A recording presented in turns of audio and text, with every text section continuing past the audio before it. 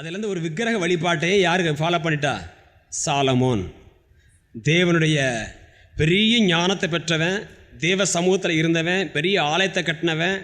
இந்த 3 பலசாலிகள் அழித்தது யார்? அன்னைக்கு யோசுவா காலத்தில் விட்ட கொஞ்சம், எல்லாத்தையும் அழிச்சாச்சு.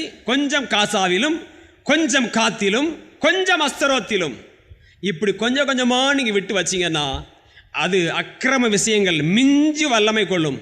அப்பொழுது உங்களுக்கு அதை மேற்கொள்ள பலன் இருக்காது. இந்த 3 பெரிய சாலமன் பெரிய ஞானி தான். அழித்தது அஸ்தரோத்தில் இருக்கிற அந்த விக்கிரகத்தின் ஆவி, அழிக்காமல் விட்ட அந்த பலவீனம், அழிக்காமல் விடப்பட்ட அந்த மாம்சமான காரியம்.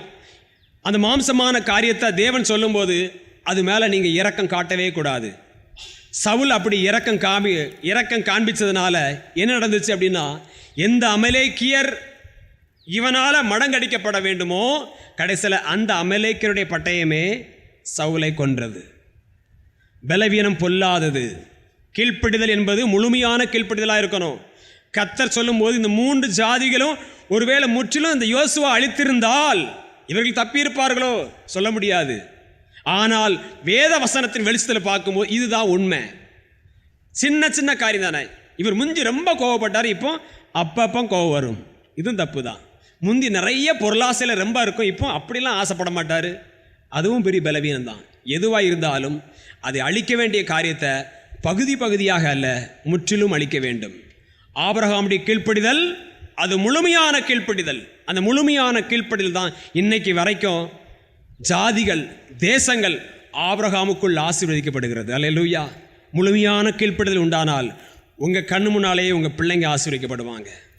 நம்முடைய சபையார் ஆசீர்வதிக்கப்படுவாங்க. நம்முடைய ஊழியங்கள் ஆசீர்வதிக்கப்படும். நாம் உள்ளத்துக்குள்ளே இருந்து யுத்தம் பண்ணிக்கிட்டு இருந்தா, நம்ம சண்டை போட்டுட்டு இருந்தா, இதுக்கு போய் கீழ்ப்படியவா, இப்படி கீழ்ப்படியவா, இப்படி நான் என்ன ஒப்பு கொடுப்பவா அப்படின்னு நமக்குள்ளே யுத்தங்கள் நடக்கும் என்று சொன்னால் அந்த கீழ்ப்படிதலுடைய கனியை பார்க்க முடியாது. கீழ்ப்படிதல் ஒரு கசப்பான அனுபவம், அதன் கனி இனிமையானது, வெற்றி மதுரமானது, அது தருகிற ஆசீர்வாதம் முழுமையானது. அந்த முழுமையான ஆசீர்வாதங்களை பெறுவதற்கு ஆவியானவர் உங்களோடு கூட இடைப்பட்டு கொண்டிருக்கிறார். முழுமையாக கீழ்ப்படியுங்கள்.